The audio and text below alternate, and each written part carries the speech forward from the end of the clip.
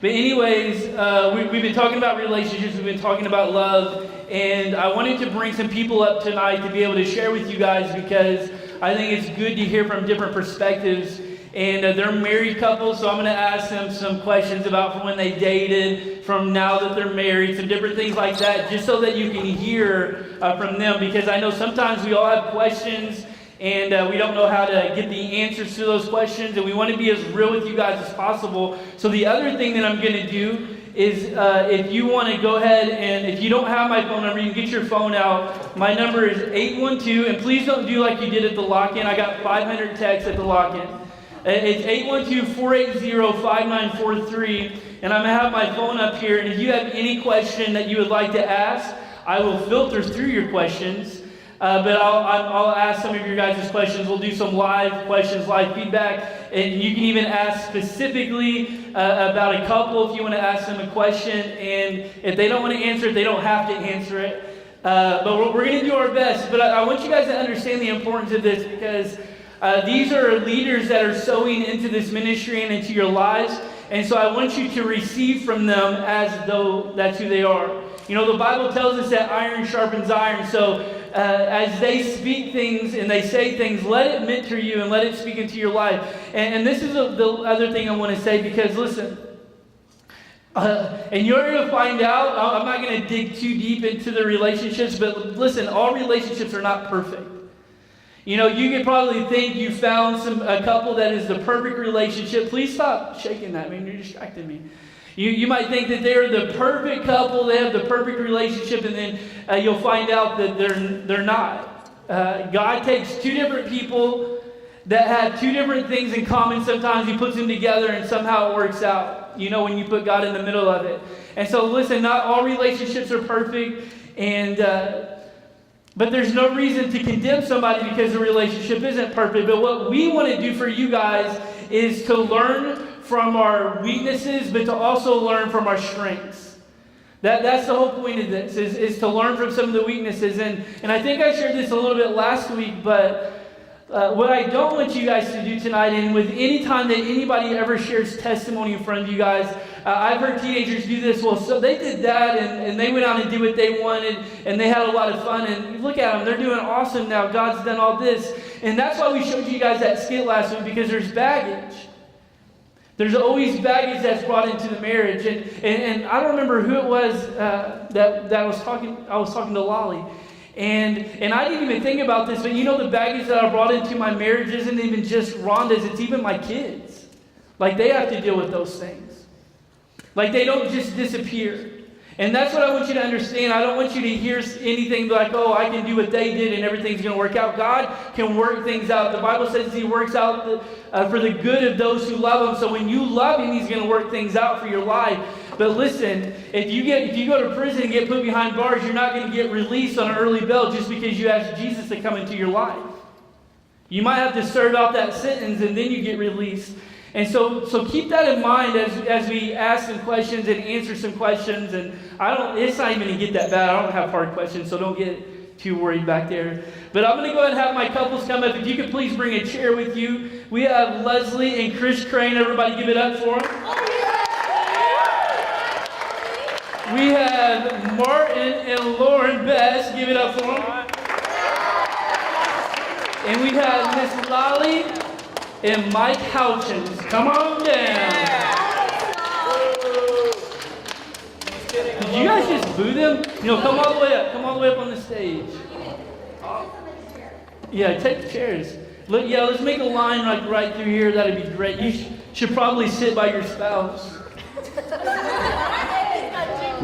Where did that microphone go that fell?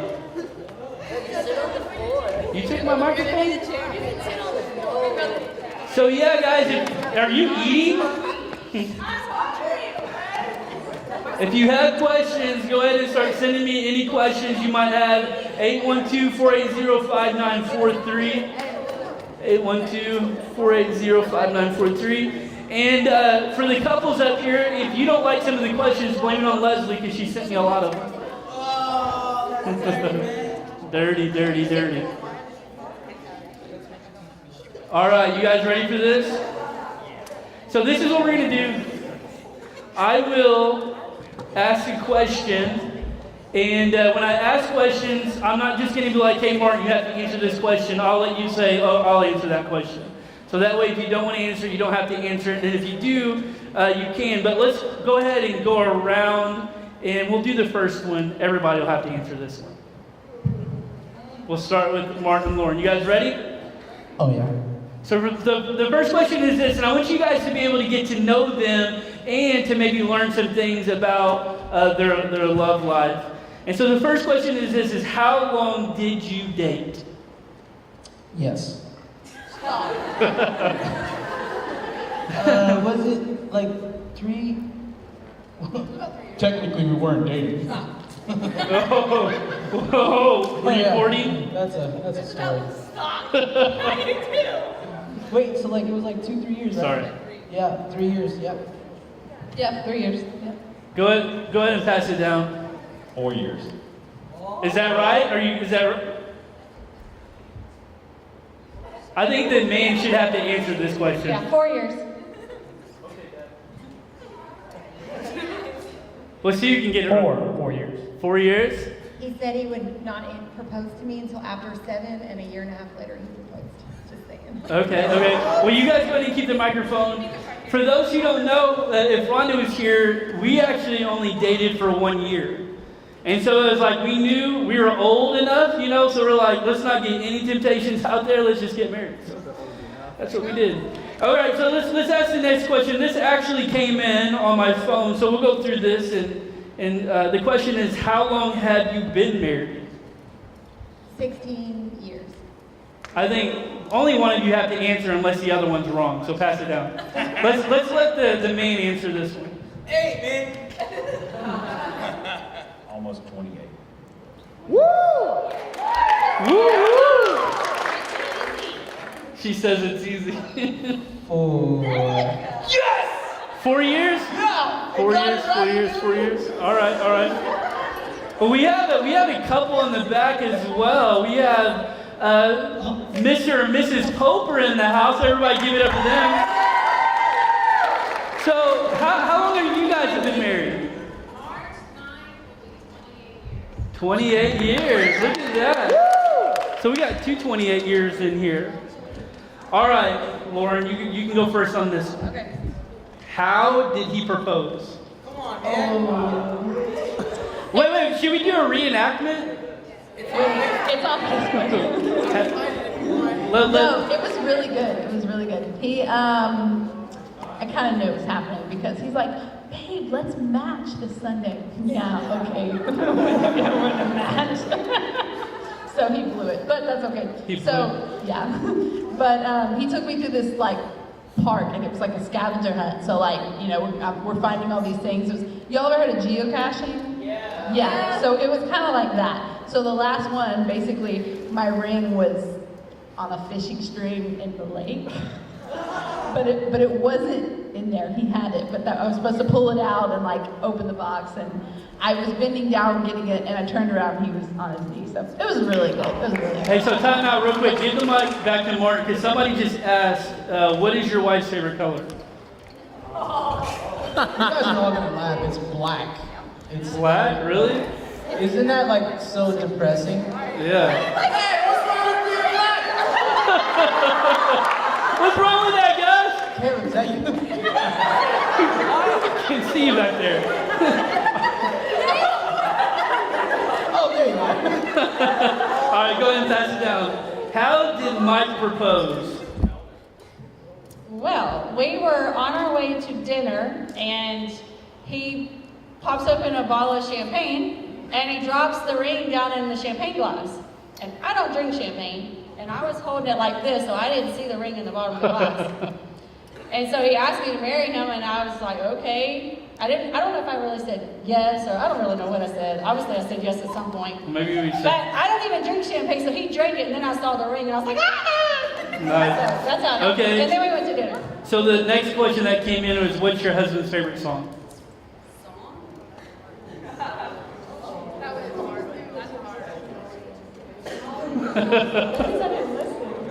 Well, let's just do this. Let's rephrase the question. What is your guys' song?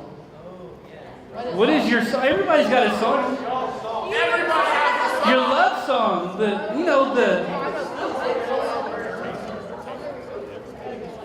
They don't have one, guys.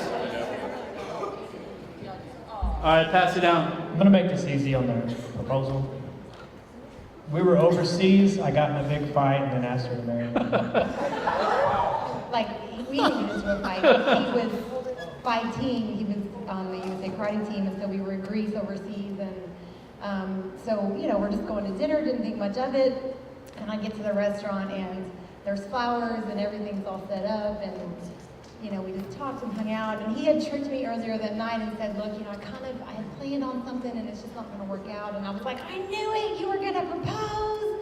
And he was like, yeah, but you know, I just couldn't make it happen. Like I couldn't get the money for the ring and all that stuff. And so I just kind of relaxed and was like, I would be able to tell if you were going to do it. You'd be nervous, and you know, you're smart enough to put the ring in the carry-on bag. Like I would catch on. And then he proposed later that night and totally surprised me.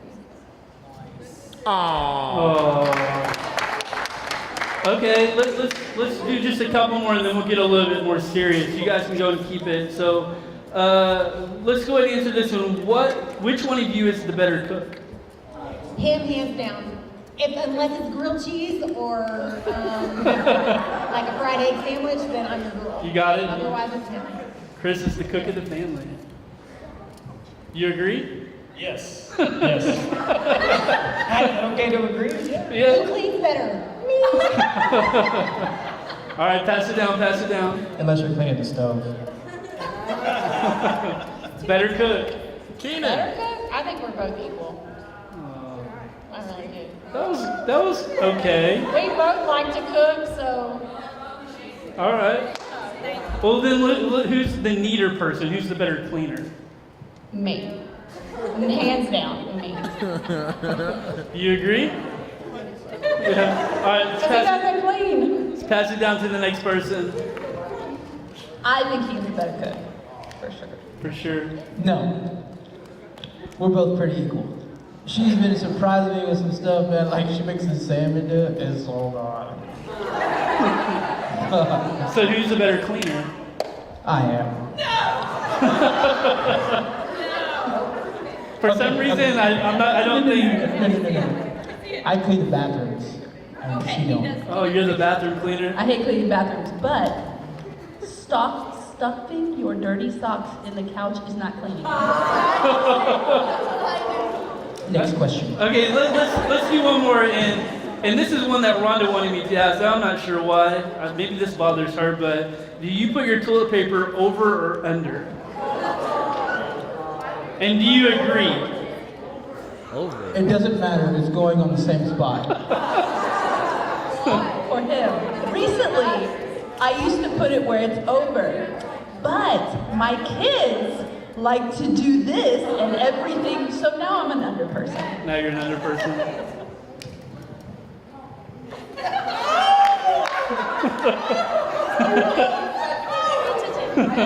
If it's on the spool, it's over. If Because he never puts it on the spool. You just- it can be hey. an empty roll, and there'll be a roll sitting on top of it. That's what and I I'm do like too. 3 days, I'm like, when is he gonna put it on there? We're both over? We're both over, but it winds up under, and I know it's not me. Oh, there we it's go. not me, because I will not do it under. All right. Me on just like being quick about it, you know. All right, we'll do our last funny question. You say that every time. What's that? Yeah, I know. I just keep asking them. But what is your spouse's, or what is your biggest pet peeve? That's hard. Like that's easy. I just have so many. No, it's hard because I mean everything that is, it's just because we're different. It's more of a preference than it is like a true you're wrong and I'm right situation. And we say that often. It's not wrong. It's just different. But I think it's hard. I mean, he doesn't pick up after himself as much as I would, you know, personally. But he's gotten better, so thank you. That's a win. But I would say Look at there. he's yeah. I'm more OCD about things than he is.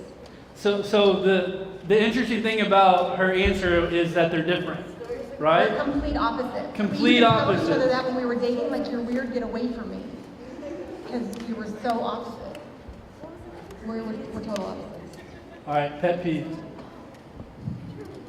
He turned his shoulder. I'm trying to shift down a little bit now. Wow.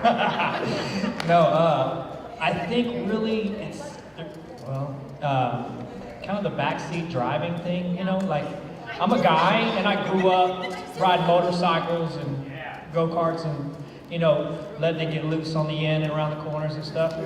And if that happens, she's grabbing the handles, yelling, grass! And I'm like, man, I got this under control, you know, just turn into it, you know, turn out. Just turn into You're not it. in control unless you're out of control kind of deal. And she's not down with it at all. I work in insurance, guys. Like, accidents. Like, this is all I do all day. You get me in accidents. Yeah, but where do you work? I actually see them in the accident.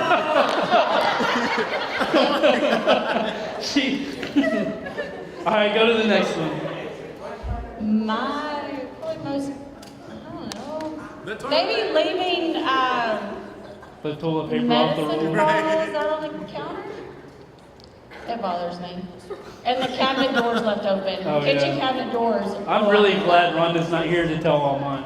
But he always like takes down medicine out of the cabinet in the kitchen and leaves the door open, but then also leaves the medicine next to the sink.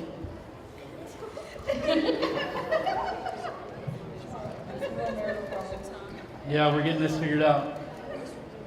Not being able to tell me what she wants for dinner. Oh. Where are we going to eat? I don't know. And then never putting any tools back. All right, let's go to the next couple. Oh, he said that. Yeah, Lolly, yours is mine too. Like, if you get like seasoning, like leave it out on the counter, you leave all the cabinets open everywhere. You know, I just shut them all behind you. That's it. Oh, here we go. She don't like to flush the toilet. After Oh my gosh. No. You had your chance. It's my turn. She will go pee and like leave everything in there. Like everything is in there. She has gotten better. Listen, when you're pregnant and you have to pee every 20 minutes, you're saving water by flushing every other time. That's all I'm gonna say. But we have kids that like to put toys in the toilet. And who has to go get those, Martin? Who's got to get them? Nobody, because they get flushed down the toilet. All right. Oh my I'm not goodness. done. You're done. You're done. Okay, one more. Okay, No, one you're more. done. You're done. You're done. You're done. Because if we keep going, you're gonna have to do another skit next week, and it's gonna be the real deal. Okay, so let's get into it. Okay, so you know most of us or some of us are dating or we're thinking about dating, and so let's start asking some questions about this. I think one of the biggest questions that sometimes we have as a teenager is how did you know that he or she was the one? How did you know? And if you don't have an answer yet, we can pass it down, or we can keep going like we're going. How did you know that she was the one? Because you all said everybody dated for 4 years, right? Like all 4 of you. That's crazy. And so for 4 years, how did you know that they were the one, that's who you were going to marry? So I had asked God to provide me a woman that could, one, sing. I know, right? And that went to the drama company and did like a full term, which was a big deal for me. And at the time, she was thinking about going to the drama company. I didn't have any hand in it. She decided she wanted to go to the drama company. I'm like, yeah, go ahead. You know?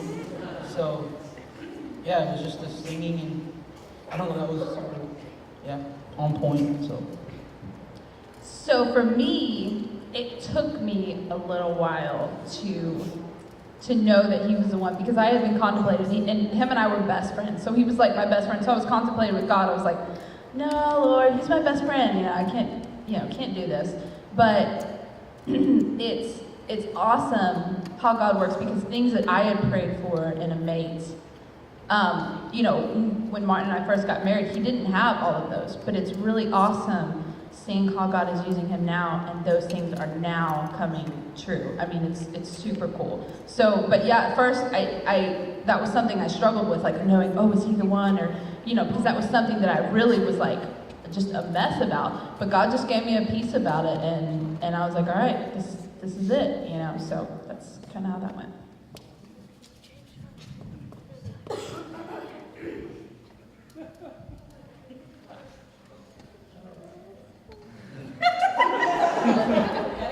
She says you gotta answer. Just after dating for 4 years, you just kind of know. I love her. Spending Yeah. time with her. So we were always together. Every waking minute. Hey guys, don't talk. Pay attention, please. Just knew she was. I wouldn't say I prayed and asked God or anything like that. You just knew. Love at first sight. It just happened. Yeah, it was. She chased me around the mall. That was not the question. I think I probably knew way sooner than he did.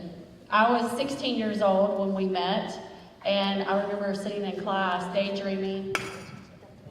He's only a year and a half older than me, but he had just graduated high school whenever we met. But anyway, back to the question is, I knew a lot sooner than he did. I remember sitting in class and writing my name with the last name Houchins, probably a year into us dating. Nice. But I think probably really the reason how I knew is because I knew the family I knew his mom and dad, how they raised him. And it was in a different household than the way I was raised, and different values than the way I was raised. And I knew that was something special. I saw the love between his mom and his dad, where I didn't see that between my parents. And that was something that I wanted and longed for. Yeah, that's good. I like that answer. It's a lot what I was thinking about. I actually prayed to God about 6 or 7 years before I met her, and I put in specific requests. Interesting eye color and hair, height. It's weird, when I met her, I wasn't ready for a relationship. I just wanted to be friends, and we were friends for a long time. And same thing, I fell in love with her family, getting to know her family, really good values, different than when I was raised. And I wanted to be a part of that because something that I didn't have. And it took me a lot longer, I guess, right? So that was pretty much it. She got some good homegrown qualities. I think for me, I had been in a relationship for 3 years when I met Chris, and so that was kind of in the stage of that relationship was definitely over. I was just there, still in that relationship because it was comfortable more so than it was because I wanted to be in a relationship with that person. And so when I met Chris and we started hanging out, he's 5 years older than me, so I'm 18. I'm my second, right around this time of year, quite honestly, my senior year, and I met him, and just as we became friends and I saw just, the person he was, we would go out dancing, and, being 24, he obviously could drink, and he just had a Dr. Pepper in his hand, and he would say, I don't need alcohol to have fun. I can have fun on Dr. Pepper. And that to me was just, it was fun, and we could just go out and hang out and have a good time and laugh and dance and not have to, he wasn't doing what the typical immature guy was doing at that time. Because they're all immature. Well, at that time, right?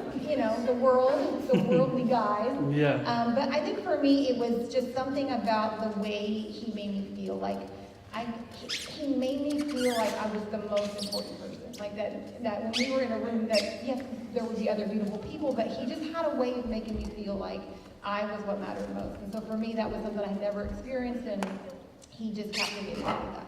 Awesome. Give it up for Chris.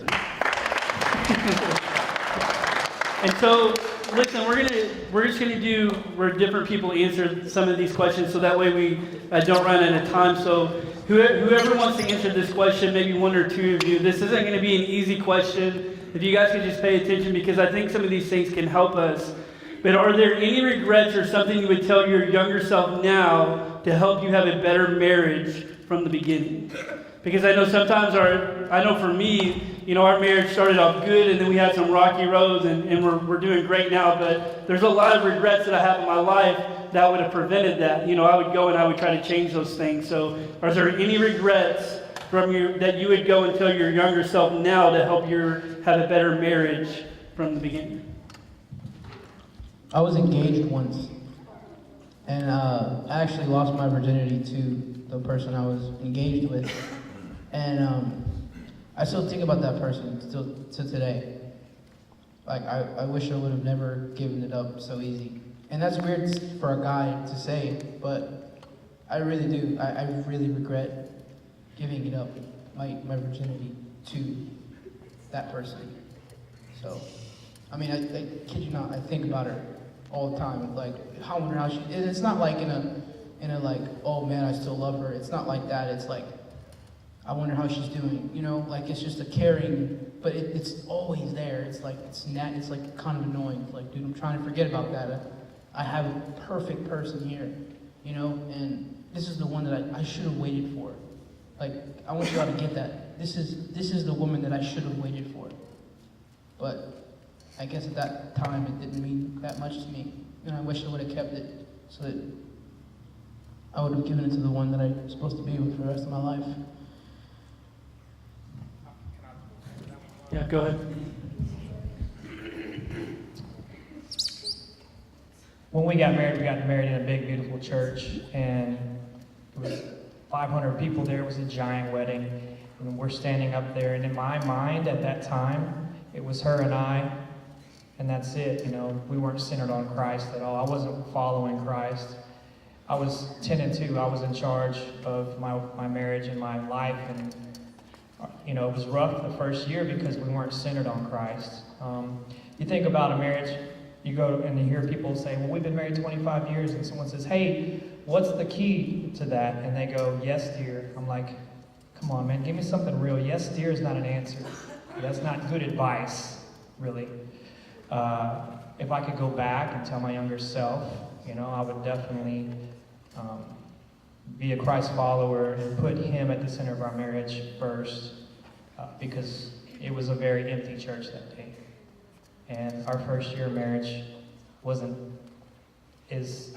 been fulfilled. The fulfillment that we have now, that we're centered on Christ, you can't even measure it to where it started. Awesome. Yeah, I would definitely say being centered on Christ is the key for us. I mean, our marriage hasn't been perfect. We had times we were, mad at each other, separated, but God let those things happen to us that we focused on Him, and then He managed to repair everything that had ever happened, and make things good the way they are now. So It's awesome. So hopefully you guys can see through that. able to raise our kids, Yeah. in a Christian home and Yeah. do those values. So. Somebody sent me a text message asking if you guys could send some pictures of Keenan when he was a baby to them. So. But listen, guys, this is really important to understand and to learn, of how important it really is to have Christ in your marriage, for it to be the first thing.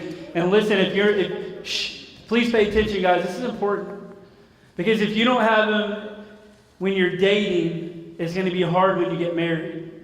And so if you learn now as a teenager that, I'm going to try, if I'm going to date, I'm going to get myself equally yoked with somebody, that we're going to be going in the same direction. So that way, if God does end up taking us to a place where we get married, listen, you guys are ahead of the game.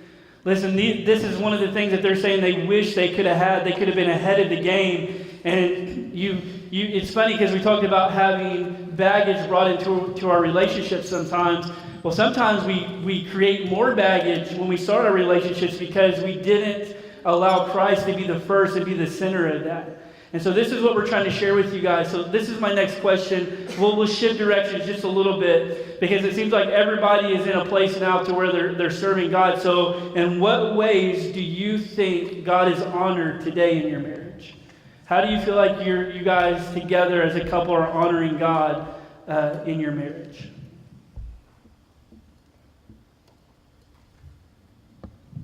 I feel like, sometimes we fail at this, but I feel like we do try to, center him in things. Like, if there is something that's going on, like, sometimes we'll fall astray and stuff, but we definitely, if there is something going on, like, we ask God for help, basically.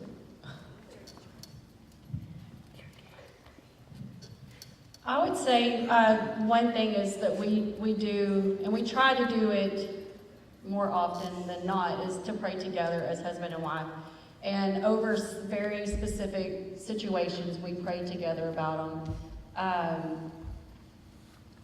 Because we want things to be of God and not of our own free will. And also being in church. Yeah. Being in church and being not only present, but being involved here at Crosby Church. We've been here for 17 years, and I can't imagine us being anywhere else. I think God has also honored us through our kids and their abilities and the things that they've been able to do. You all know Keenan. You don't know our older son, Zach, but he's a very godly man also. But yeah, definitely he's honored us through our kids. I think the way we raise our kids, the world will say, you'll hear couples say, or a husband or wife, hey, my kids come first, my kids come first. Your kids don't come first. God comes first, and then your spouse, right? Because if your kids come before your spouse, then there's the division there. And to raise your kids the way God wants you to raise them, you need to be on the same page. So God, spouse, kids. It's good. Yeah, definitely. Like, if someone asks me, I'll say I'm a wife first, then I'm a mom second, because ultimately my kids are going to grow up and go away and, be godly people, and that this is what remains, and this is what God joined together. And so I think that God has honored us in that we've been willing to admit where we've gone wrong in our relationships, and I'll say outside of Christ, and it's so weird to say because I'm so in love with him. I love him. I cannot imagine my life without him. But had God not entered into our relationship, I honestly don't know if we would still be married today. And that's weird to say, but that's how critical God was in our relationship. Like, we had to both come to a place where we were both following and going the same direction. Even though we loved each other, we were going apart. There's a phrase that talks about, like, God will do everything he can to get you together before marriage and everything he can do to get you apart after marriage. That marriage is what he desires to bless because it's where he functions and flows. We are the example of God in the church, and so I think God has just blessed us in that he's elevated us, he's advanced us as we've been obedient to his word. Yeah. He's honored us in that. That's good. Okay, so with this next question, we'll just answer this the best way that we can. But I want to ask this. How would your relationship be different if God wasn't in it? Okay? Most of them, they can answer this with you guys because, they weren't in the beginning of their marriage. So it's almost like from the beginning to where it is now. Like, what is the biggest difference? Because I want you guys to understand this, that there is a difference. And I'll just share this just real quick because my mom and dad, they were married for, before my mom passed, for 40 years. And my mom passed 1 year after she gave her life to Jesus.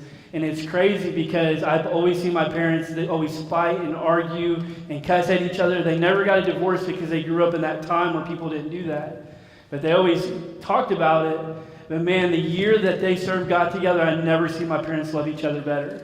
It was incredible, and they had journals, and to see what they wrote about each other in their journals just blew my mind. So just kind of answer that question just a little bit of from then to now with God in your marriage opposed to when he wasn't in your marriage. How does that affect things and how does that make that difference? And I want you guys to hear this if you start dating and getting in a relationship on how important it is to make sure God is in the middle of that.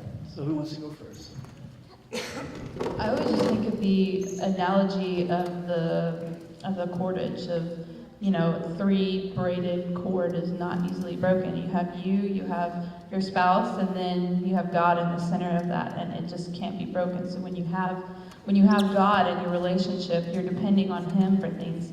Because sometimes when you're trying to do things on your own, like you fall into lust or you fall into whatever, but if you're in a relationship and God is at the center of that relationship, then, it just makes everything better, basically. So. You guys don't have to. You can go down if you want.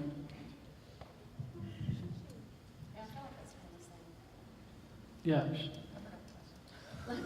I can elaborate on it. I can give you an analogy. Well, something that happened. We went to a marriage conference where it's a Bible-based marriage conference, and they split up the men and the women at one of the parts of the days, and they were asking the men out in the audience, hey, stand up sit down. Everybody stood up. Sit down if you've been married 1 year. And some guys sat down, and they went 5, 10, 15, till one guy was left.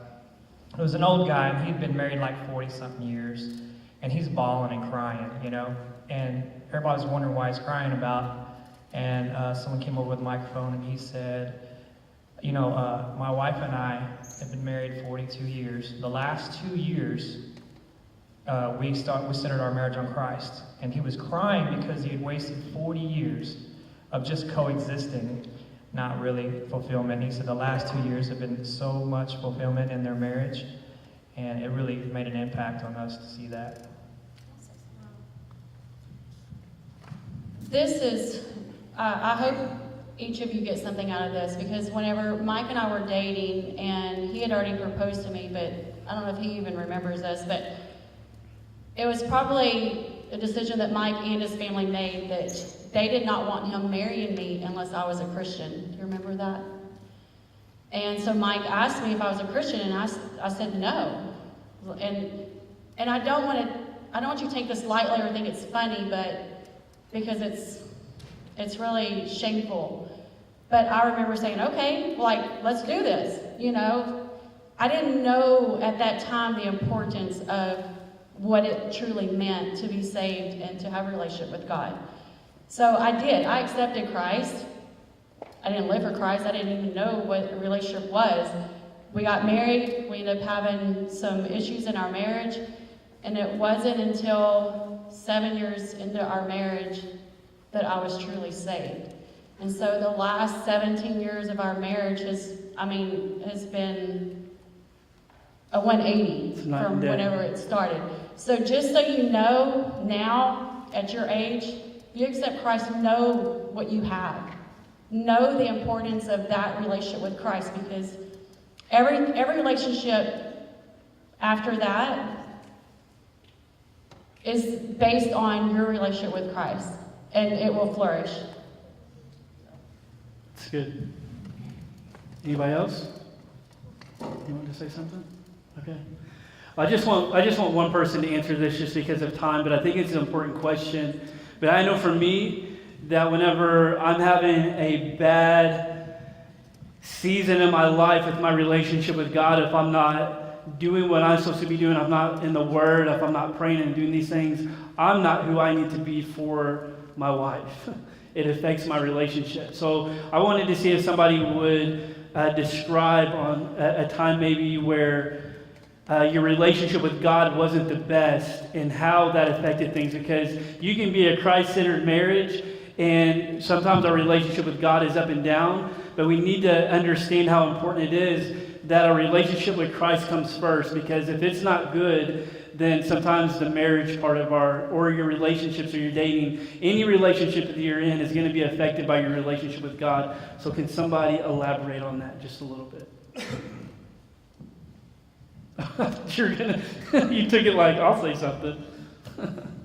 I I think for me, when we moved, I went to college about 5 hours from here, so I did not want to move back to this area because I didn't have any friends. And growing up in high school, I didn't have a lot of friends. I was in sports, so I had people that I would do stuff with, but I didn't have friends. And so college for me was like that place where I found like people who liked me for me.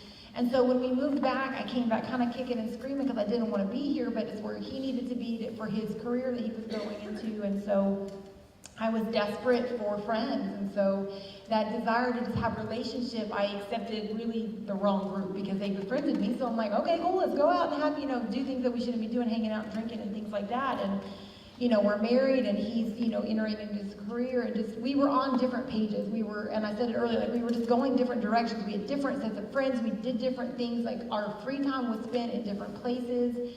And we just, I remember telling his friend one time, I said, forget if he loves me. I don't even think he likes me at this point. Like, forget if he loves me. Like, I'll just take that he likes me. Yeah. Because we were such on different pages with where we were in our walk, and we weren't following God. And that's really when we both kind of said, we've got to get into church. And that's when we, as a couple, started going to church together. And then that's really when we began to come back together, and God began to heal and to restore our marriage and our relationship. And so it's like, it's a good place to be where you can look and be like, not only does he like me, but he loves me, Aww. But I will just say that if you can be in a marriage and it not have God, but it will not be fulfilling. And God desires for you not even to have a good marriage, he desires for you to have a great marriage. And that always will be centered on him, and you will miss out. You cannot have a good marriage without Christ being in the center. You will be missing a huge aspect of what God intends for you. We are spiritual beings, and therefore, when you don't have that connection, that is a huge missing, and you can't, it's so hard to put into words the difference that comes from a relationship that is founded on Christ. Like, I know he's here through thick and thin, and that gives me a peace and a comfort that he's not going anywhere because I know who he serves. And that starts now for you guys. And I think that's the key of doing this and showing you guys that it didn't necessarily start there for all of them. It didn't completely start there in my life. And because of that, there's difficulties, there's challenges. So, I've asked some questions that, pet peeves and all that stuff. I want to end it on a good note. So I want each of you to share what you think is a strength in your marriage that comes from your spouse. Hands down, he is fun to be around. He is the life of the party. I am never bored with him. He is a lot of fun. He's the quiet one, but guys, he is the fun one. He hands down is the fun one. And you're very fun. Like, he just has a way to make things not boring. And so for me, being a very structured, a very organized, OCD type person, he breaks me out of my shell. He makes me laugh, and that to me is something I definitely love about you. I guess being the fun one, you're a mess. So she is definitely the organizer. She's a multitasker. I'm one task at a time kind of guy. I can detail the stove, but in the same amount of time she can clean the whole house. But that stove is super detailed, polish it up. But she's super organized. She keeps track. You have to have someone to really keep track of the bills. Is that like one of y'all? Is it just both of y'all or one of y'all? She does that. I mean, she's the books, and she, makes sure all the payments go where they do. And I kind of feel bad because I have a little bit more fun because I don't have it on my shoulders. But that's her high point, just being super organized and taking care of business. Awesome. Can you repeat the question?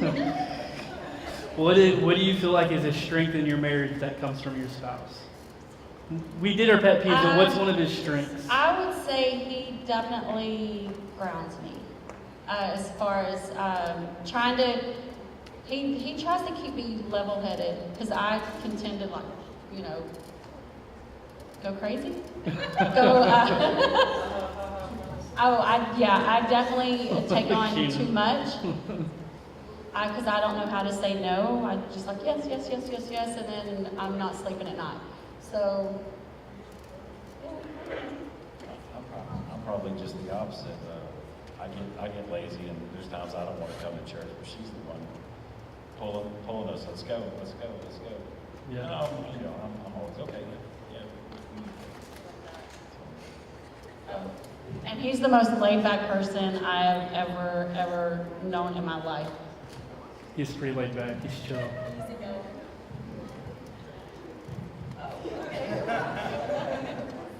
So, with Martin. You've had time to think. I know, right? No, with Martin, I'm normally like the anxious worrier, like, how are we gonna do this? What's gonna happen? And normally he's just really kind of got my back. He's like, we got this. It's good. It's okay. So he's, like you said, very grounded and, yeah. Are you serious? I mean, I always thought I was talking and you weren't listening, so. Oh my goodness. No, with this one right here, This one. there's just so much, I don't know which one to grab from.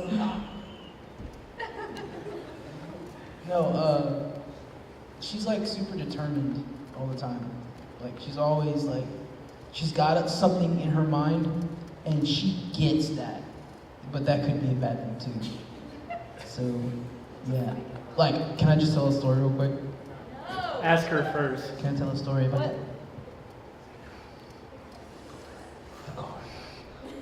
Just Okay, ask her. Just okay. ask her in the microphone. Okay. Remember about the car? I really don't know what you're talking It was like $1,500 and we got it knocked down to $200,200. Bargainer. Bargain hunter. She does that like all the time. Like I don't know where she does that, but yeah. Thanks, Mama Pooh. But like she's super determined and like I don't know. It's pretty cool to see that because I don't have that. It's like, oh, you know what, you're gonna do that? Fine, whatever. She's like, she goes and she gets it.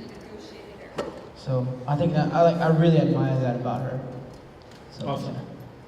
Well, we're just about out of time. Give me that microphone. You don't need the microphone. But I'm going to ask one more question. I just need one person or maybe one couple to answer this because I think this is important. Listen, guys, in your relationships, and we're talking about marriage. This could be dating. This could be friends. I feel like in all relationships, hopefully you've learned that Christ should be the center. He should be the number one thing. But I think the neat thing about me and Rhonda is, when you get things right and you start serving God together and you make that decision to do it together, listen, it can't be an individual decision. It has to be done together, that God can then begin to dream and do things in you together, right? And so my question is, and somebody can answer this, because I want you to understand that even though they say that they're completely different, look at them now and look what God's doing in their lives now. And so that's my question that I ask is what do you think God is doing right now in your marriage? What do you think God is doing right now in your marriage?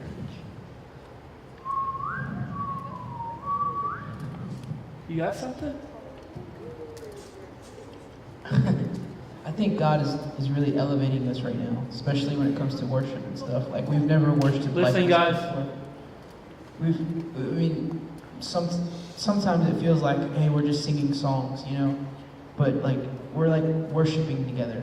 Like I don't feel the same when I sing a song by myself, and I'm sure she feels the same way. It's like I feel like empty. You know what I mean? Like the song has no meaning. It does. Don't get me wrong. It does have meaning, but to me, it's just like a song. When I'm singing with her, I feel like I'm worshiping God. You know what I mean? Yeah. Like I feel like He's showing us how to worship by worshiping. Yeah. Awesome. And that's how She wants to say something He's too. elevating our marriage. That's good. I do feel like this. I feel like since we are kind of new in our marriage, he's chipping away things that don't need to be in our relationship to kind of bring us together. I really do feel like that's happening right now. That's awesome. I'm perfect. So. Anybody else? Good? All right, well, it's 8:30. I know some of these questions weren't easy. Some of them are challenging. Hopefully you guys got something out of this. And listen, guys, the biggest thing is God needs to be the center of it. And you need to find somebody that you're equal to, somebody that believes the same way that you believe. And we're going to talk about dating a little bit next week too, because listen, shh. I said listen. Because I think it's really important. I think it's really relevant, and we need to understand why we're doing it and where we're going and different things. So give it up for our panel tonight. Just bow your heads and close your eyes. We're going to pray and pray that the Lord would just have his hand upon us. Father, Lord, we love you. We thank you so much, God, for who you are in our lives, Lord. God, I thank you for the opportunity, God, to step out and do something just a little bit different tonight and be able to share some of our stories, some of our regrets. Father God, to hear that outside of you that things can be okay, but Father, when you're in the middle of things, it makes everything better.